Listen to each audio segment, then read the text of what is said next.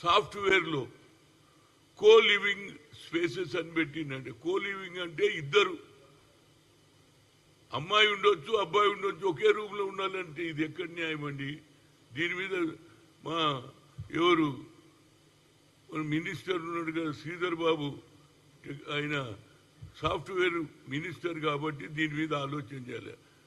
ఇవాళ స్కూల్ కూడా కాలేజీలలో కూడా ముఖ్యంగా హాస్టళ్లలో లేడీస్ హాస్టల్ వేరుంటుంది, మగవాళ్ళ హాస్టల్ వేరుంటుంది.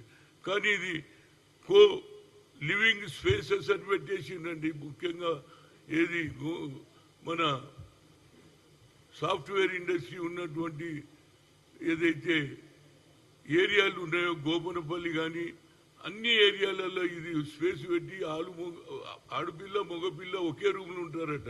ఇది ఎక్కడ న్యాయం అండి? దీని మీద కొద్దిగా ప్రభుత్వం ఆలోచన చేయాలి. ఈ సిస్టమ్ బాగలేదు. ఇప్పటికే ఇన్ని అన్యాయాలు జరుగుతుంటే ఆడపిల్ల రూములో మగపిల్లాడు ఇద్దరే ఉంటే ఏ పరిస్థితి వస్తుందో చెప్పండి. దీన్ని కూడా ప్రభుత్వం ఆలోచన చేయాలి.